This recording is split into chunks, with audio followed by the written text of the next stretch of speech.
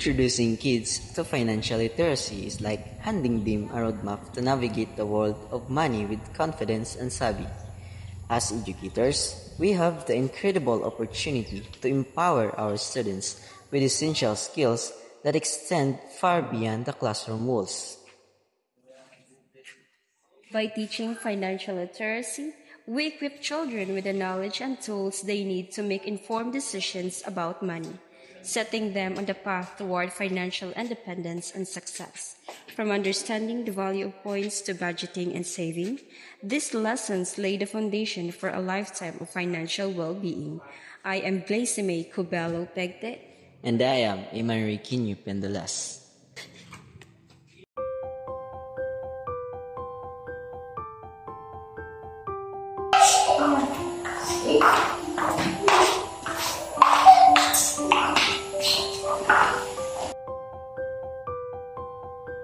Hey mga bata, good morning! Good morning, ma'am. Good morning, sir. Hey, can you please sit down? So, karon kami to ang inyo mga teachers. So, ako to si Teacher Iman Roy Pindolas. Pwede ako nyo tawagon as Kuya Iman. So, anak sa partner? Good morning, mga bata. Ako si Teacher Glacime Pegte. Pwede lang kami yung tawagon nga Ate IC. Okay? Okay. So, alis na ka magsugod, no? Kailangan ako sa nato ang magkagusap. Sige, ikaw na, be. Sa mong pangayan, nag-isa ka, ang pila yung edad. Good morning, ma'am, sir. Ako si Rian Kerpendalas. Ako nagpuya sa barangay Magsaysay na Hilin, Surigao, Pilipinas. Ako, edad 8 years old. Wow! Okay, how about you? Sige, Ate, Lugit. Good morning, ma'am, sir. Ako si Claire Stephanie Procope. Ako nagpuya sa barangay Magsaysay na Hilin, Surigao, Pilipinas. And ako, edad 8 years old. Wow, okay, thank you. So, si Ate Claire o si Ate Nita. Okay mga bata, dami pangutana. Kabalo na ba mo bilang? Ikaw Ate Nika, kabalo na ka mo bilang? Ikaw Ate Claire? Wala pa, sir. Wala pa. Wala pa po mo kaila sa mga kwarta. So, karon ako pa mong tudloan kung unsaon pagbilang. Atong kasihan karon is about counting and sorting of money bills and also identifying coins and bills. So, tudloan ka muna mo kung saan pag ila-ila sa mga kwarta o pagbilang aron magamit ninyo sa inyong mga real life na mga situations. So, diba mga katagi mo naman ni Sir Eman tungkol sa itong topic na itong i-discuss karon. So, ako basahan sa inyo ang objectives na dapat makuha na ito karong adlaw. Okay ba? Okay, pinakaunang objective is students will accurately count and sort various denominations of coins and bills. So, muna itong mag-iskuta about saan pagbilang sa mga kwarta. So, tuduan naman ang no para makahibayo mo. So, number 2, we have students will be able to recognize and identify different coins and bills, including their values and attitudes. So, attributes rather. So, kato ang mga tuduan about sa coins and bills kung pila ang ilahang value ang mga coin. So, number 3, students will use problem-solving skills to handle situations where they encounter mixed denominations of coins and bills. We have number 4, students will apply their counting and sorting skills to real-life scenarios such as making change or calculating total amount for purchases. So, kailangan students will apply their counting and sorting skills. We will going to have an activity after ano. So, maghimutag mong play. Ito ang ikuan kung nakasagot ba mo sa ano ang klase. So, number 5, students will effectively communicate their strategies for counting and sorting money both verbally and through written communication. Number 7, students will collaborate with peers in group activities related to counting and sorting money, fostering teamwork and shared learning experiences. And the last one, we have the number 8.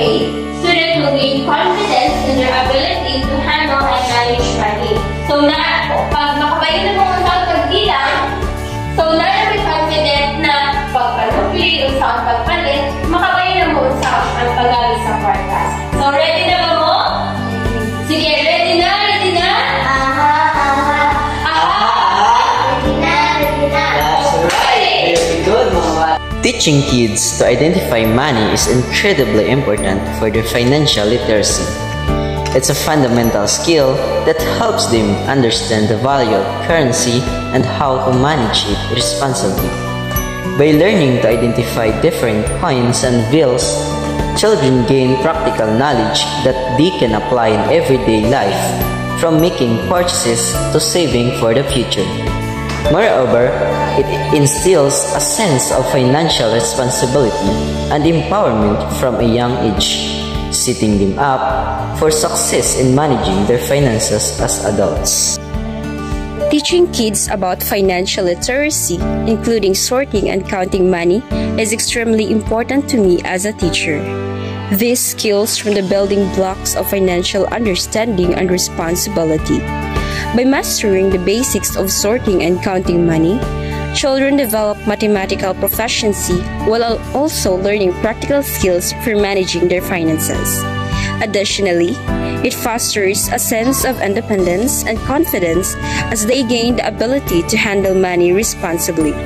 Overall, teaching financial literacy empowers students to make informed decisions and lay the groundwork for a secure financial future.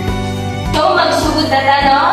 Ang pinakauna natin is mag-identify tag mga sinsilyo at mga kwarta. So, familiar naman po sa mga sinsilyo, no? So, pila may value aning sinsilyo? Ilan na ni? Kusgi, pila ni? 1 piso. 1 peso, correct. Sakto. So, unsa may mapalit nato sa 1 peso? Candy, correct. Correct. Good. Oo, makaon. Correct. So, kisa may nagbaon diri og piso taga-adlaw. Nadayo tayo kung mag-piso sa eskwelahan? Yes, no? Magamit gihapon nato sila pagpalit. Okay. So, the next, how about this, mga bata? Kabalo mo ba yung pila ni? 5 pesos. Very good. So, kining 5 pesos, kung akong i-add ang 1 peso ni Ma'am Lacy Nijo, pila naman siya? 6 pesos, no? Diba? Very good. So, diba na tayo mapalit sa 6 pesos, no? Like mga makaon, mapalit na anak. So, next. How about this one? So, unsa man ni? Pila may value ani ng kwarta? 10. Sakto. Very good. Palakpakan na ito. Okay. This is 10 pesos. So, 10 inyong baon nag-adlaw, no? Or 20? 10. Ay, grabe ka lang po na sa aming kaon na 5 peso lang yun. So, mo niya 10 peso, no? Ihatag sa inyo. Ang taga-isa ka 10 peso para maklaro ninyo. Okay? O, so, mo na ang 10 peso. Yung tuminan ninyo, ha? Pabalo na mo kung sa 10. Okay. Okay. So, paano sa naman ang 5? Okay, tag 5. Okay. So, Nika, stand up. Siyempre, ako kapabilangon kung nakasabot ko ka. So, kaning 10, i-add na akong 5 peso na ako tagulitan ngayon na. Tapos, i-add na ako ang 1 peso na gikan kan Ma'am Lacy Nijo. So, pila naman siya tanan? 16. Pila? 16. Very good! Nice! So, next, ikaw naman, Ate Claire. So, same lang gihapon, no? Natay 10 pesos dire. Kana, i-add na ako ng 5 peso na ako kuhan gaya natagpakita sa inyo. Tapos, i-add na ako ang 1 peso na gikan kan Ma'am Lacy Nijo. Pila naman ni tanan? Pila? Very good! Nice! 10 pesos. So, karon natay bago na bills nila or coins. Ang bago na coins. Kini siya ang kantidad o 20 pesos. So, ang pangutana, pila ka 10 sa 20? Pila? Yes. Yes, very good. So, kung ako Kining duha ka 10 kung akong i-add, pila naman sila? So 20. Nice. So 20 sila, no? So, kani siya, mawari siya ang 20 pesos. So, karon amo ka mo tudloan sa bills. Katong mga papel na kwarta. Nakita na bubong papel ng kwarta? Ikaw nakita na ka? Okay, di ba? Nakita na mo sa inyong mga mama, sa inyong mga papa, di ba? Nakita na mo mga papel na kwarta. So, di ba kung ipakita sa inyo gaya na is coins lang na 20. 20 na coin. So, kari, mauna siya ang 20 na papel. Papel siya na 20. So, mauna diyan kung press kayo na kung i-add na ako ang 10, ang duha ka 10, di ba kay bilangan ang equivalent niya? 20, di ba? Nice. Very good. So, mauna siya ang 20 na papel. Okay, karon ang napunta sa 50 bills. So, familiar na mo, Ali. Ang dagdag mo na, gusto na akong ipatugod mo sa inyo ang 50 na bills. So, class, mangutan ako. Pila man ka 10 sa 50? Pila man? 5. 5, yes, correct. So, there are 5 ka 10 sa 50. So, pila man ka 20 ang mabuo sa 50? Duha plus pila man 10. Okay, correct. Kung i-plus ang duha ka 20 o ang 10, ang equal niya is 50. So, mo ni ang 50, no? Para mainhan niyo, oh. Diba? Familiar naman ang 50? Yes. Okay, familiar na ka? Okay. Pasabot naman sa 50, no? Okay, namin mga pangutana, mga bata. Ano man? Sige, go.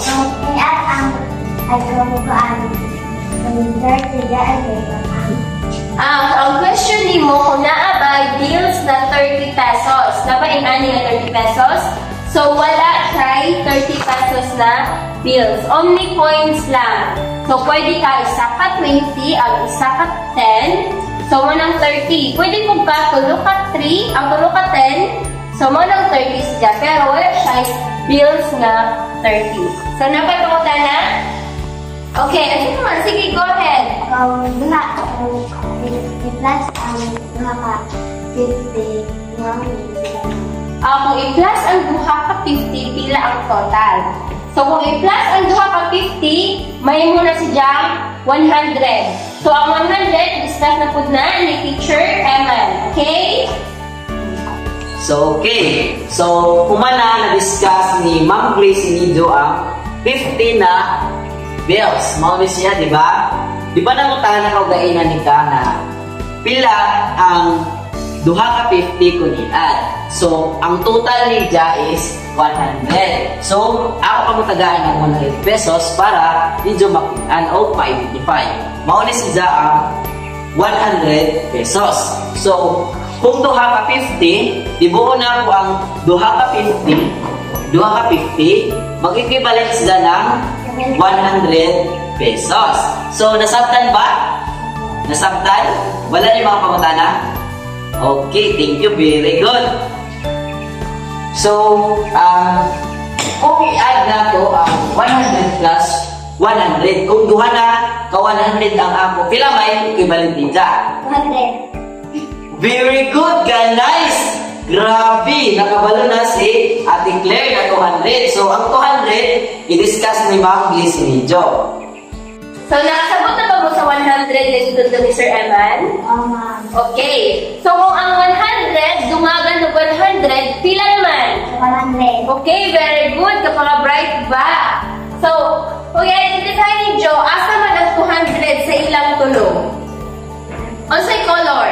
Green. Sa green, okay, sakto. So, akong tanggalon ang bills na 200 para mas ma-identify ninyo, no? Wait lang.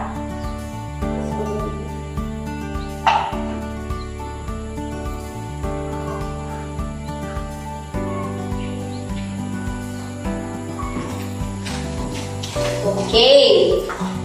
So, mo ni ang bills na 200 peso. Okay, doon para mas ma-familiar mo. Okay, 200. So, mo niya 200 peso bill. 200, no? Pila to ka 100 sa 200? Pila ka 105? Okay, sakto. So, dili ka na magdugay, diretso na to sa 500. So, mo ni ang 500. Usay color? Yellow. So, simulan ni Juha nga ang bills ng 500 is color yellow. Basta ang color sa 200 na bill? Green. So, mauni ang 500 peso bill. So, pila ka 100 ka ha ang makuha sa 500? 5. Okay, ka very good. So, right ba? So, mauni ang 500 peso. Color niya is yellow para mas madali yung ma-identify. Okay? Kailangan tigman natin ni Juha kay taon-taon na tayo activity na mo. Okay, ang last, ang pinaka-dako na kuhaan sa kwarta is ang pinaka-hani. 1,000. Yes, sakto, 1,000. So, pipintin ninyo yung duman na ang colors sa 1,000 is color Blue. blue. Okay. Kaya na ito.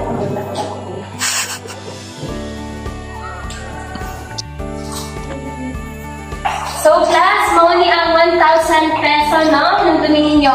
Okay, dito ulit na para mas ma-familiar ninyo ang 1,000 peso. So, kisa may day 1,000 sa inyo? Waya. Okay, waya. So, okay mga bata, no? Grabe kapag tikinod na natin ang Blissy sa pagtutulog sa ito, di ba? Nasaktan ba? Okay, nasaktan. So, kaya nasaktan man, napoy pangutana. So, napoy 1,000. Tapos, nagpalit ko isda. Nagpalit ko isda na worth ng 500. So, pila na tayo mabili sa kwarta kung nagpalit ko og isda na worth of 500. 500. Very good. Nice. So, grabe mga friends sa mga bata, no? Napoy pangutana sa inyo, no? Since naibayo naman sa kung sa doon ang importansya ng mga kwarta, naibayo na kung bilang, naibayo na kung identify bilay sa mga kwarta. Ikaw tiniga, naman importante man na maibayo kita sa mga kwarta, sa kabilang o pagkilaya sa mga kwarta. Lindo?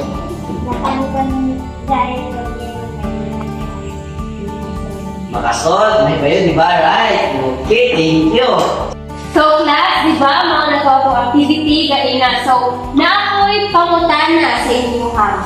So, unsa man ang inyong ang nasabtan based sa ato ang topic na i-discuss karon. So, I know nga naamoy nakatch up the lesson. Sige, be, atinig, kung sa'yo mo ang nasabtan, please stand. Ang class ang 5 minus tapos pagkaanan 5 pesos ka.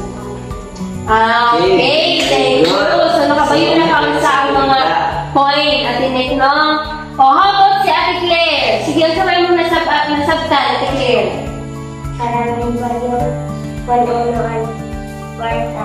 Okay, very good. Para makabayo ka sa bilang sa kwarta o para kung pag magpalita, na makahibayo na mo kung tayo ba ang sukli ngayon kung ang sukli or nasuklian ba mo karoon, no?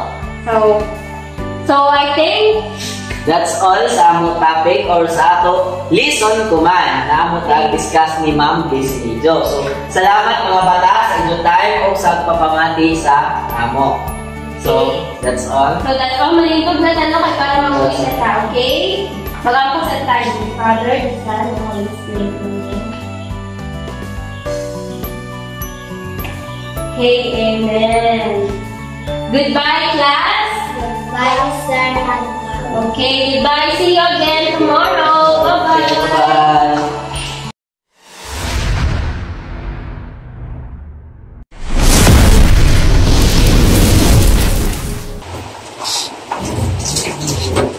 Sige, ang sanay nagtuon siguro diri. Ish, tanong diri. Wala naman di tuyong. Suka po diri bitsin. Claire! Claire! Alisa ko diri Pa! Alisa ko diri.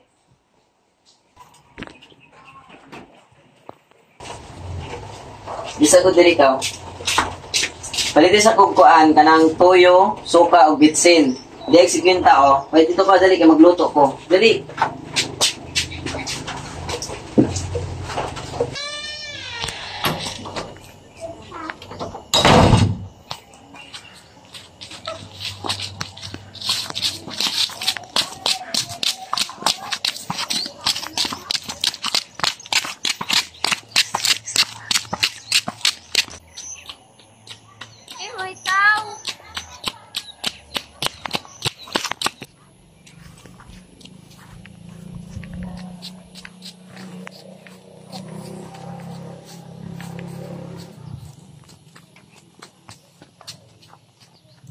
Ayo, ayo, Aleta, ayo. Nika! Nika, tanong ko dito sa tindahan ka kanina ngayon. Busy pa ko dali para sa dito ka.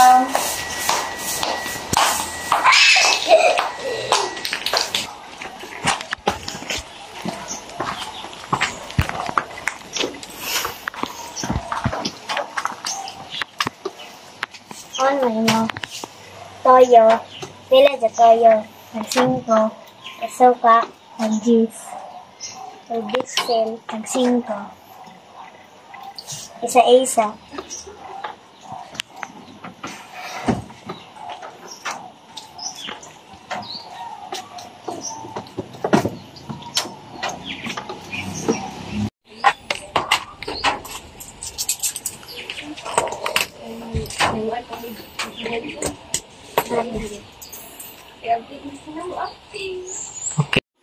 Kain siya sakto.